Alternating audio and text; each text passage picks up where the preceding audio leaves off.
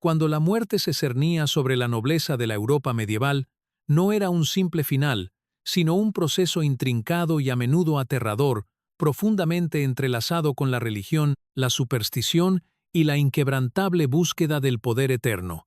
A pesar de su percibida grandeza, la aristocracia medieval era tan prisionera de la superstición y la muerte como cualquier otra persona. Para ellos, el final de la vida no era meramente el fallecimiento de una persona, era un evento profundo que determinaba su legado, el destino de sus familias y su posición en el más allá. Los rituales de la muerte estaban profundamente arraigados en el miedo a lo desconocido y el deseo de mantener el poder incluso más allá de la tumba. La muerte de un noble o una noble no era solo una tragedia personal, sino una crisis familiar, un hogar entero en caos. Una muerte en la familia real podía alterar el delicado equilibrio de poder que gobernaba Europa durante el período medieval. Cada familia noble tenía ritos de muerte específicos transmitidos de generación en generación, entrelazados con el cristianismo y fuertemente influenciados por costumbres paganas precristianas. Esta amalgama de sistemas de creencias dio origen a prácticas únicas diseñadas para asegurar el paso seguro del difunto al más allá y, al mismo tiempo, asegurar su legado para las generaciones futuras. Lo primero que sucedía tras la muerte de un noble era el anuncio. Los mensajeros se apresuraban a informar al hogar, a los vasallos locales e incluso a los pueblos circundantes. Los difuntos a menudo eran velados durante días antes del entierro, con oraciones, cánticos e incluso la realización de misas rituales destinadas a guiar su alma a salvo al cielo. Pero lo más escalofriante es la forma en que este proceso se desarrollaba con el fin de asegurar que los muertos nunca pudieran regresar. Muchas sociedades medievales creían en la posibilidad de espíritus inquietos o fantasmas vengativos, y por lo tanto, practicaban rituales para evitar que el difunto regresara para perseguir a los vivos. Estos rituales a menudo implicaban atar las manos del difunto o colocarlos boca abajo en la tumba. La idea era asegurar que el alma no volviera a levantarse, un intento de controlar algo que se pensaba que era incontrolable. Curiosamente, la muerte de un noble no siempre significaba el fin de su influencia. En muchos sentidos, solidificaba el control continuo de su familia sobre el poder. La muerte no era solo un evento personal, sino político. Los que quedaban se apresuraban a reclamar la herencia y los títulos del difunto, y los rituales que rodeaban la herencia eran tan cruciales como los propios ritos funerarios.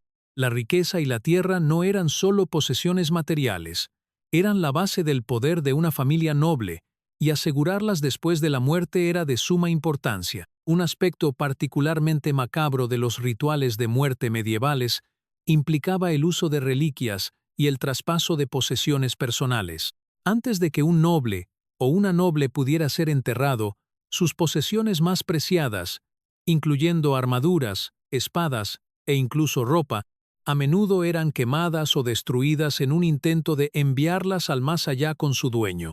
Estos objetos no eran solo materiales, eran vistos como herramientas espirituales para acompañar al alma en su viaje más allá de la muerte.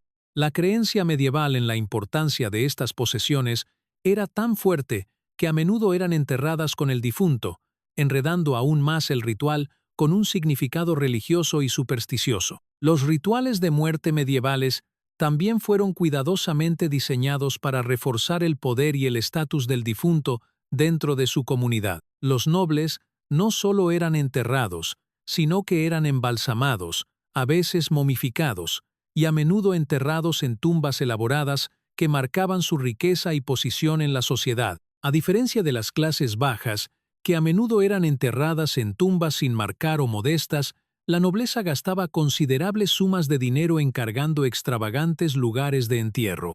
Estos eran lugares no solo para el difunto, sino también para los vivos, importantes marcadores de linaje e historia, grabados en piedra para las generaciones venideras. Uno de los ejemplos más dramáticos de esto fue la tumba de Ricardo III, el rey que fue famoso por su derrota en la batalla de Bosworth. Su tumba, construida con el propósito de consolidar su memoria como rey, fue diseñada para transmitir su fuerza y rectitud a las generaciones futuras.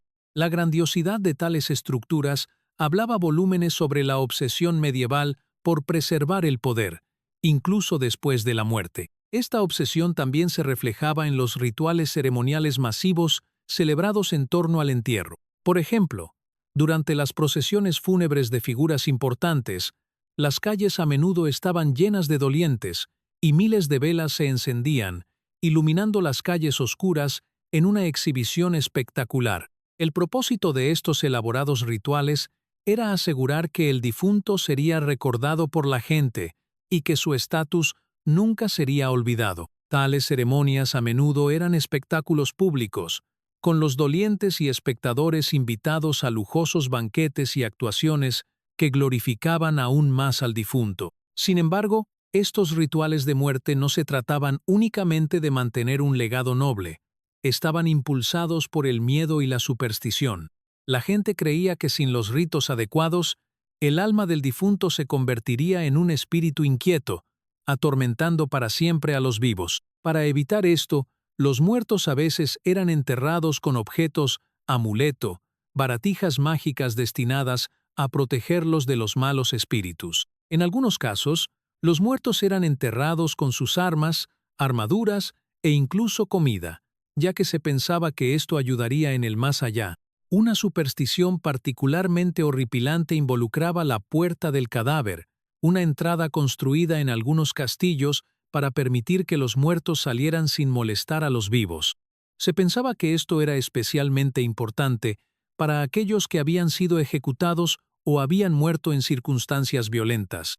Se creía que tales prácticas impedían que el espíritu del difunto persiguiera a los vivos, lo que marcaba la profunda conexión de la mente medieval entre la muerte y el mundo sobrenatural. La muerte entonces no era solo el final de la vida, sino el comienzo de un nuevo reino de terror y superstición. ¿Qué sucede cuando la muerte no llega como un final pacífico, sino como un acto violento y a menudo brutal? ¿Cómo trataba la nobleza medieval los cuerpos de aquellos que encontraban su fin a través de un asesinato, una ejecución o una traición? Los rituales de muerte para estos individuos eran cualquier cosa menos típicos e implicaban prácticas arraigadas en la superstición, el miedo y un sombrío deseo de mantener el control sobre el poder. En el mundo de la nobleza medieval, la muerte por medios violentos, ya sea por espada, veneno o asesinato político, se encontraba con un conjunto muy diferente de costumbres y creencias.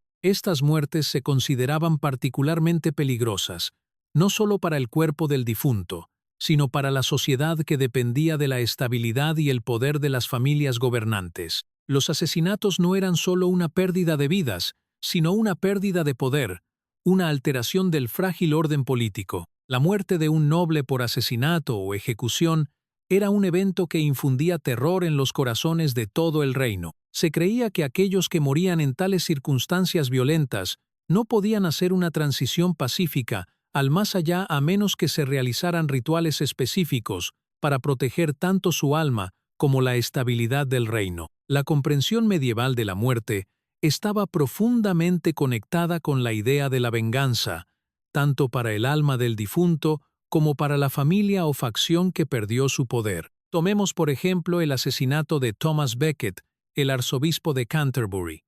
Su asesinato en 1170 fue tan impactante que perturbó a todo el país. Becket no era solo un hombre de fe, era un símbolo del poder de la Iglesia, y su violenta muerte a manos de caballeros leales al rey Enrique II tuvo consecuencias de gran alcance. El asesinato de Becket llevó a su rápida canonización como santo, pero el ritual que rodeó su muerte estuvo marcado por el caos y la superstición. La gente creía que la sangre del santo todavía tenía poder, y después de su muerte, su tumba se convirtió en un lugar de peregrinación, con muchos buscando favores divinos al tocar sus restos.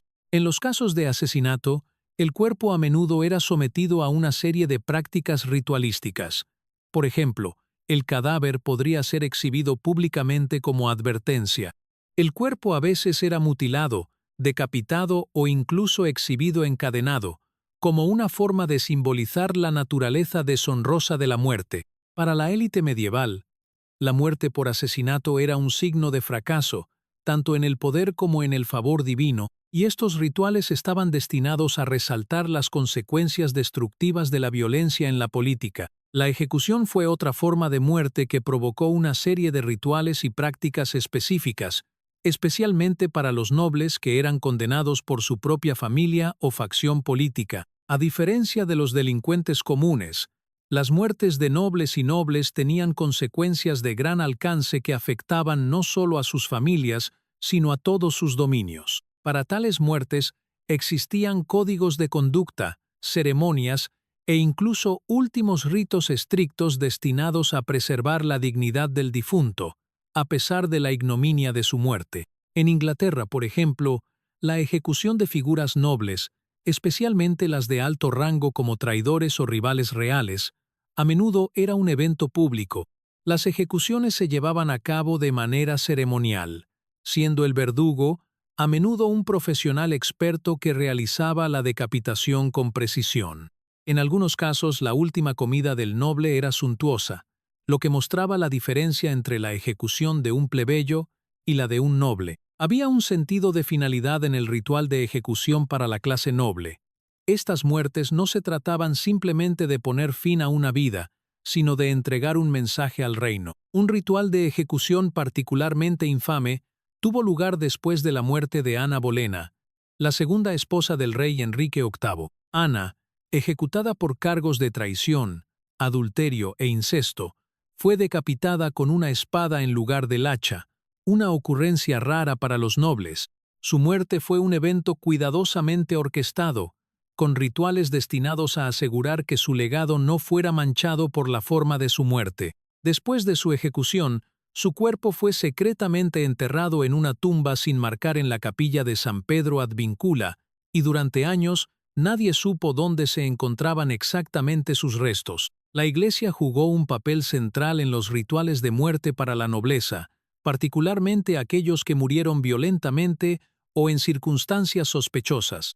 Una muerte por asesinato o ejecución podía ser vista como una herida espiritual, y por lo tanto, se promulgaba una serie de ceremonias religiosas para asegurar el paso seguro del alma al cielo. Estos rituales estaban destinados a limpiar el alma del acto violento y preparar al difunto para la eternidad. Por ejemplo, después del asesinato de un noble, el cuerpo a menudo era ungido con óleos sagrados y vestido con túnicas ceremoniales, simbolizando tanto la purificación como la protección. La Iglesia medieval creía que los ritos adecuados podían ayudar al difunto a escapar de la ira del juicio divino, particularmente si su muerte se consideraba injusta. Se celebraban misas especiales y se decían oraciones pidiendo la paz del alma. También existía el ritual de los últimos ritos, que eran especialmente importantes para los nobles. Estos eran realizados por un sacerdote para asegurar que el difunto recibiera la absolución de sus pecados antes de la muerte. Estos ritos estaban profundamente ligados al concepto medieval del purgatorio, donde el alma iría a ser purificada antes de entrar al cielo. La creencia era que las muertes violentas, especialmente las resultantes de luchas de poder políticas o ejecuciones, dejaban el alma contaminada y, por lo tanto, necesitaban atención especial. Quizás el aspecto más significativo de la muerte para un noble o una noble era la construcción de su tumba.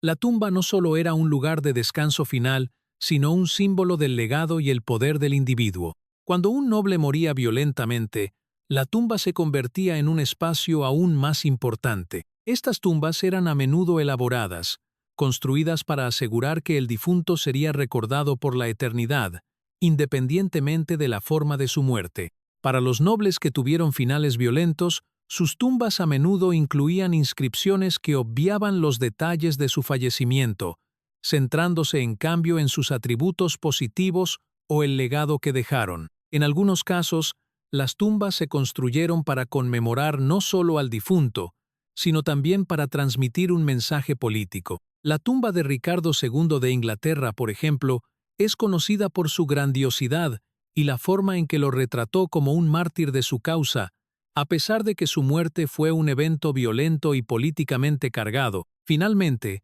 el viaje del cuerpo desde la muerte hasta el entierro era a menudo un viaje imbuido de ritual y ceremonia. El cadáver era transportado desde el lugar de la muerte, a veces a la capilla de un castillo o a una cripta familiar, en una procesión que podía durar días. Durante el viaje, el cuerpo a menudo era acompañado por oraciones, cánticos y actos simbólicos destinados a guiarlo en su camino.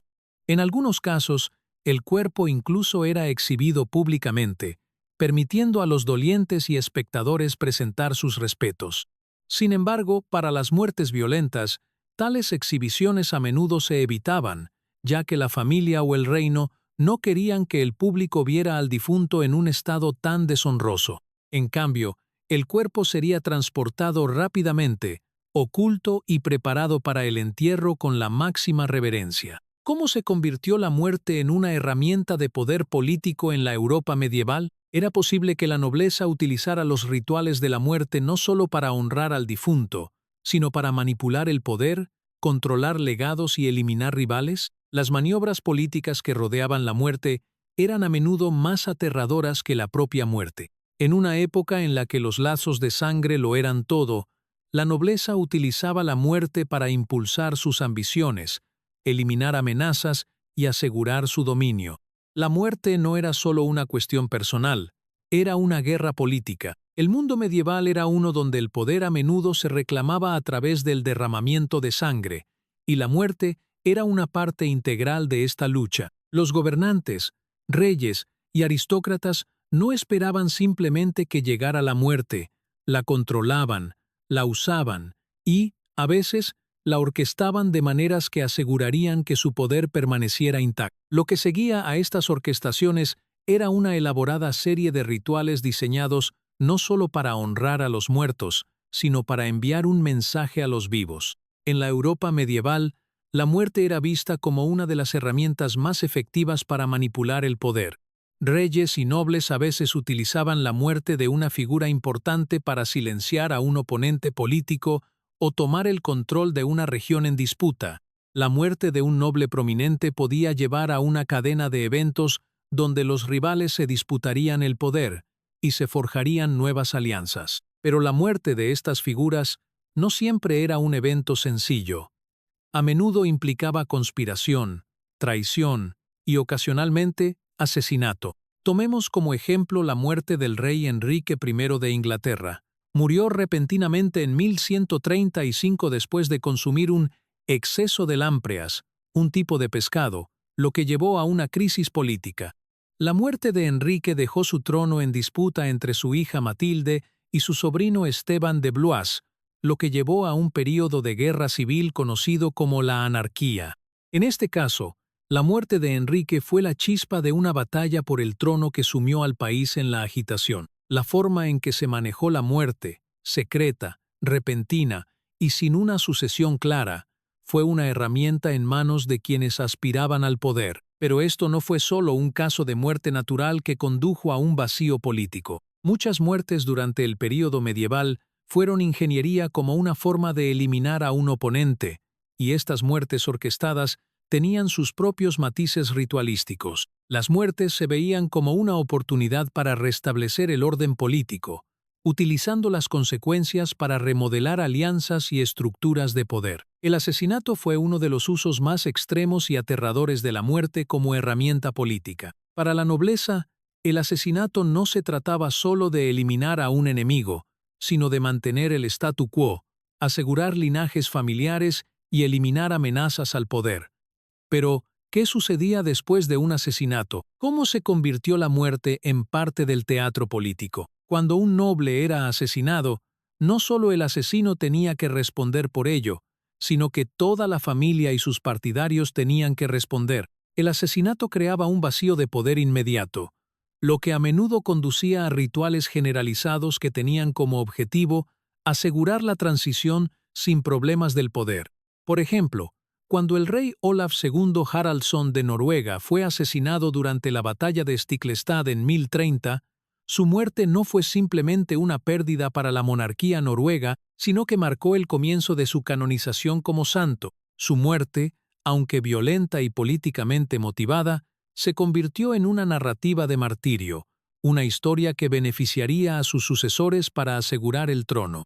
Los subsiguientes rituales de canonización no eran solo religiosos, sino que estaban políticamente motivados, asegurando que el legado de Olaf perdurara y que su muerte fuera vista como un acto de voluntad divina, elevando a sus descendientes a los ojos del pueblo. La muerte se había convertido en una herramienta poderosa no solo para controlar el poder político, sino también para moldear la narrativa en torno a la vida y la muerte del difunto. Las familias medievales, especialmente la aristocracia, estaban profundamente enredadas en complejas disputas que a menudo abarcaban generaciones. Estas disputas no se trataban solo de territorio y riqueza, se trataban del honor familiar, que estaba estrechamente ligado a los rituales que rodeaban la muerte. Cuando un noble moría en circunstancias violentas o sospechosas, la familia a menudo utilizaba rituales elaborados para enfatizar su dolor y mantener su honor.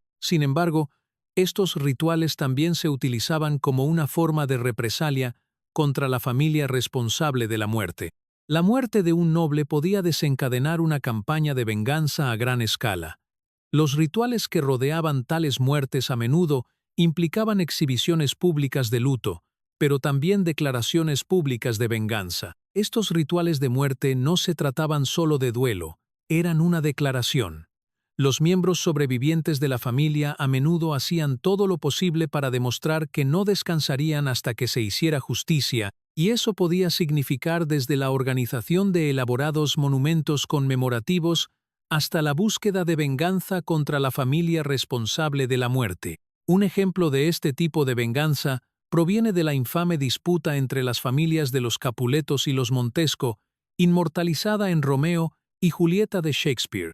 Si bien esta es una obra de ficción, las disputas políticas de la vida real de la nobleza italiana en el período medieval no eran muy diferentes. La muerte, particularmente la muerte violenta, era un desencadenante de la venganza, y estas disputas familiares a menudo escalaban en baños de sangre marcados por una serie de rituales destinados a vengar a los muertos. Mientras que las maniobras políticas de la nobleza y los rituales que rodeaban la muerte eran importantes para mantener el poder, la Iglesia desempeñó un papel igualmente crítico en la configuración de la narrativa de la muerte. Los rituales de la Iglesia a menudo determinaban cómo se manejaba la muerte, y su influencia sobre estos rituales era vasta. Los nobles que morían violentamente o de forma sospechosa tendrían sus muertes escudriñadas por la Iglesia, y era responsabilidad de la Iglesia declarar si la muerte era una retribución divina,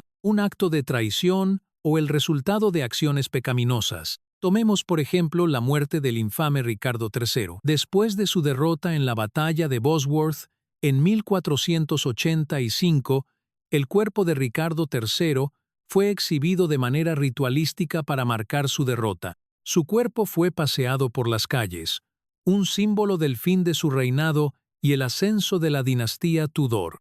La Iglesia fue cómplice de este ritual, apoyando la idea de que la muerte de Ricardo fue un acto de juicio divino. La influencia de la Iglesia no solo consistía en declarar la legitimidad de la muerte de un gobernante, sino también en enmarcar esa muerte de una manera que justificara las transiciones políticas que siguieron. La Iglesia medieval también desempeñó un papel clave en decidir quién sería enterrado con honores y quién sería enterrado en desgracia.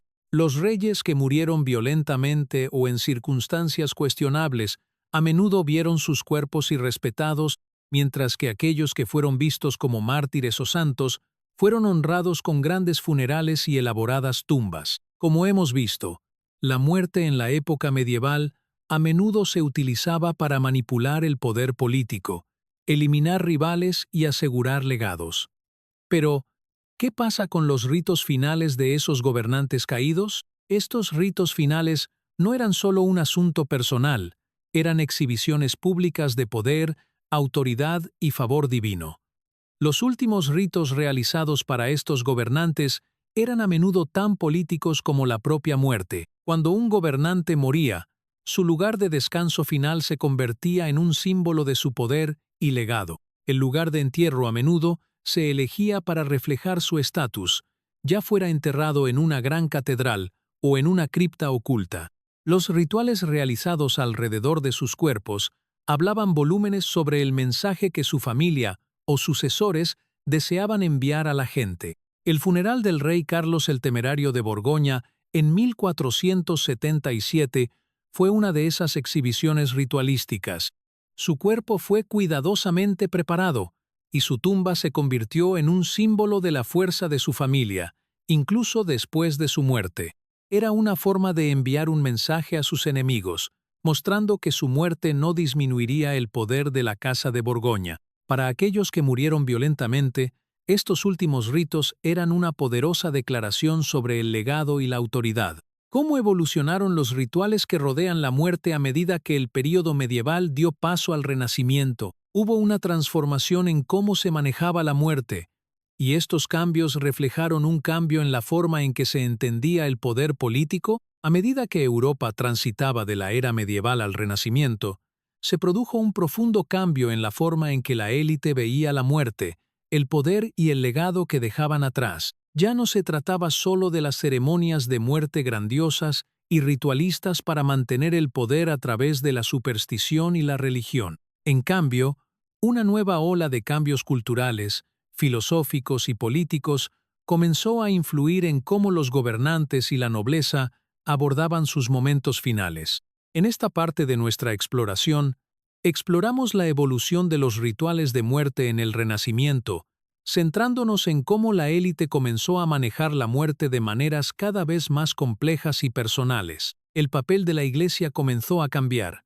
al igual que la comprensión de la vida después de la muerte, creando nuevas oportunidades para la maniobra política, la reflexión personal y la expresión artística. Uno de los cambios más significativos durante el Renacimiento fue el declive de la autoridad absoluta de la Iglesia sobre los rituales de la muerte. Si bien la Iglesia había mantenido previamente un control férreo sobre cómo se entendía y manejaba la muerte, particularmente en el caso de monarcas y nobleza, esto comenzó a aflojarse a medida que el humanismo y la filosofía secular ganaban prominencia. El Renacimiento fue una época en la que el arte, la ciencia y la política ya no estaban únicamente dominados por el dogma religioso. En cambio, comenzaron a ser moldeados por ideas arraigadas en la creencia en el potencial humano, el legado personal y la agencia individual. Como resultado, muchos de los rituales de la muerte que alguna vez estuvieron impregnados de simbolismo religioso y superstición, comenzaron a reflejar valores más personales, filosóficos y artísticos. Nobles y monarcas comenzaron a centrarse más en cómo serían recordadas sus muertes, en lugar de cómo serían juzgadas sus almas en el más allá. Esto llevó a tumbas cada vez más elaboradas, no solo como marcadores espirituales, sino como símbolos duraderos de poder, intelecto y legado. La tumba de Lorenzo de Medici, por ejemplo, es un gran ejemplo de este cambio. Construida en la iglesia de San Lorenzo en Florencia, no era solo un monumento religioso, era una declaración del poder y la influencia de la familia Medici. Creada por el renombrado escultor Miguel Ángel, la tumba representaba la importancia de Lorenzo no solo como mecenas de las artes, sino como una figura política cuyo legado sería recordado a través de su lugar de descanso final. En este caso, los rituales de la muerte se convirtieron en una herramienta para la marca personal. La tumba de Lorenzo no solo era un marcador de su muerte, sino un símbolo de que su influencia viviría por generaciones a través del arte y la arquitectura. A medida que el Renacimiento se desarrollaba, los gobernantes seculares y los nobles comenzaron a adoptar rituales de muerte que se centraban más en el legado personal que en la salvación religiosa. El cambiante panorama político, especialmente con el ascenso de monarcas poderosos y el debilitamiento de la influencia de la Iglesia, significó que la nobleza ya no dependía únicamente de la Iglesia para sus perspectivas de vida después de la muerte. En cambio, se centraron en crear un legado a través del arte, la filosofía y la literatura, temas que anteriormente se habían considerado secundarios a las preocupaciones religiosas. Un cambio clave se produjo en el ámbito de las comisiones artísticas. Muchos nobles renacentistas comenzaron a encargar retratos, esculturas e incluso obras escritas para ser creadas mientras aún estaban vivos, en un esfuerzo por inmortalizarse en el arte. Estas obras estaban destinadas a ser parte de su legado final, que se preservaría para la posteridad. En algunos casos, la muerte de un noble se convirtió en el tema de una expresión artística completa. Por ejemplo, la muerte del poeta italiano Petrarca fue inmortalizada en un busto de mármol, lo que refleja no solo su estatus como figura literaria, sino también su transición de la vida a la muerte como un momento de contemplación artística. Su muerte fue presentada como una reflexión filosófica sobre la vida misma, más que como un mero final. El mayor enfoque en la secularización de los rituales de la muerte no significó que la religión fuera completamente descartada, pero marcó una desviación de la obsesión medieval con la muerte como una puerta de entrada al más allá.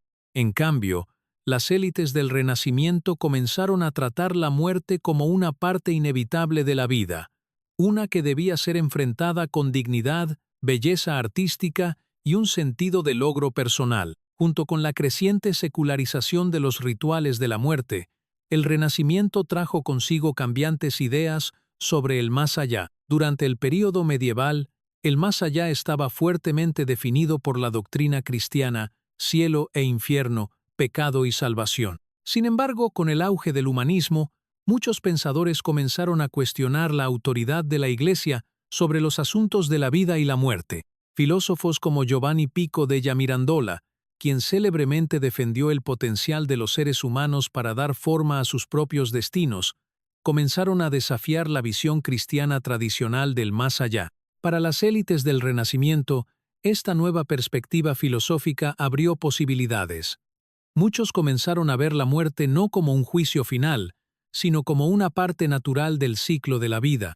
Este cambio en la comprensión comenzó a influir en los rituales de la muerte, ya que las familias nobles se alejaron de la búsqueda de la absolución espiritual para el alma y se centraron más en crear un legado físico duradero. En lugar de centrarse en la salvación a través de rituales religiosos, la muerte ahora se veía como una oportunidad para la reflexión personal, la expresión artística y la glorificación familiar. Esta nueva visión de la muerte como un proceso natural, uno para ser celebrado en lugar de temido, se reflejó en la forma en que las familias nobles abordaban sus arreglos finales. En lugar de centrarse puramente en los rituales funerarios, hubo un creciente interés en crear grandes monumentos, asegurando que el difunto sería recordado no solo por su devoción religiosa, sino por sus contribuciones a la cultura, la sociedad y el panorama político.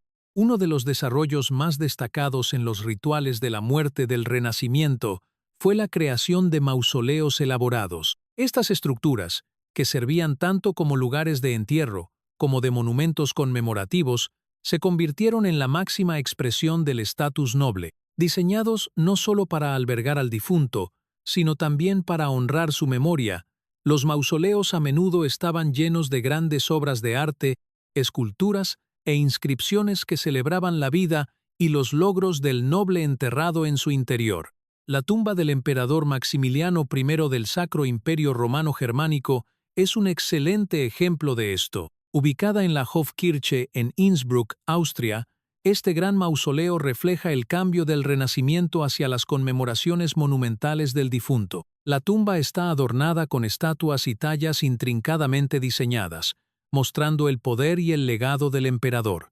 Su muerte no fue simplemente lamentada, fue celebrada e inmortalizada en piedra. De manera similar, en Inglaterra, la tumba de la reina Isabel I, aunque más simple que algunas de sus contrapartes renacentistas, se convirtió en un símbolo del poder de Inglaterra durante su reinado. El diseño modesto pero impactante de la tumba enfatizó su fuerza y legado, sirviendo como un testimonio de la importancia política y cultural de su reinado. La creación de tales tumbas reflejó la creciente tendencia a ver la muerte como una oportunidad para dejar una marca indeleble en la historia. El creciente enfoque en el legado durante el Renacimiento significó que los rituales de la muerte eran más que solo honrar al difunto.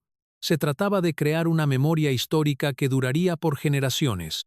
En un periodo marcado por una intensa competencia entre las familias gobernantes y los cambiantes alianzas políticas, Los nobles vieron su muerte como una oportunidad para elaborar una narrativa duradera sobre su lugar en la historia. El ideal renacentista de la vida activa, o la vida activa, significaba que los logros políticos y culturales se consideraban tan importantes como los religiosos.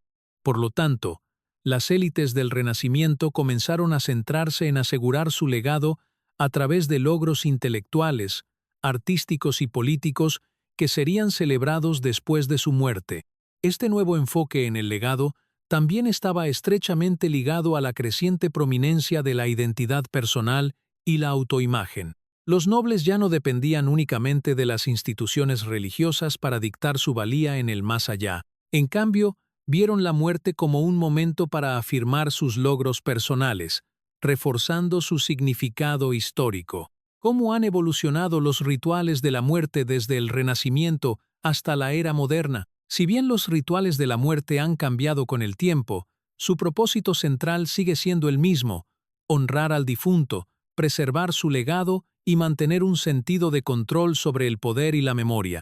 En esta sección final, exploramos cómo los rituales de la muerte en el Renacimiento sentaron las bases para las prácticas modernas de recordar al difunto. Durante el Renacimiento, la influencia de la Iglesia sobre los rituales de la muerte comenzó a disminuir. Con el auge del humanismo y el pensamiento secular, la muerte se volvió menos sobre la salvación religiosa y más sobre el legado personal.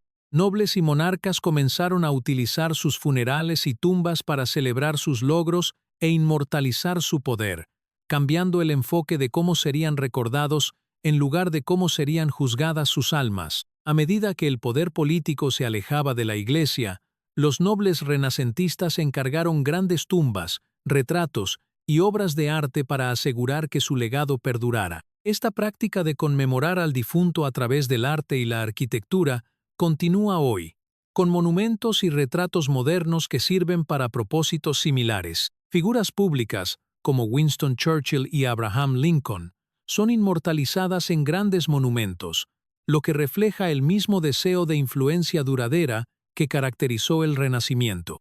En los tiempos modernos, los rituales de la muerte siguen siendo una forma de honrar a las personas y solidificar su lugar en la historia. Si bien los funerales se han vuelto más seculares, aún tienen un peso simbólico, lo que permite a las familias y sociedades recordar al difunto. La creación de monumentos, ya sean físicos o digitales, sigue siendo una parte central de cómo preservamos los legados hoy, lo que refleja el mismo impulso de conmemorar y celebrar la vida que comenzó en el Renacimiento. Incluso en la era moderna, las figuras políticas continúan utilizando la muerte como una herramienta para crear legados duraderos. Los funerales y monumentos conmemorativos de líderes como la princesa Diana, Nelson Mandela y la reina Isabel II sirven como oportunidades para reflexionar sobre sus contribuciones, dando forma a su lugar en la historia. Esta tradición refleja el uso medieval y renacentista de la muerte como arma política para influir en la percepción pública y asegurar el poder. Desde el Renacimiento hasta hoy, los rituales que rodean la muerte han evolucionado, pero su propósito permanece inalterado: preservar el legado, honrar al difunto y solidificar el poder político. Ya sea a través de grandes tumbas, monumentos públicos o funerales, la muerte sigue siendo un momento profundo en la historia humana, ofreciendo la oportunidad de dar forma a cómo somos recordados por las generaciones venideras. Gracias por mirar. Si encontró este video fascinante, aquí tiene otro, y no olvide expresar sus pensamientos en la sección de comentarios.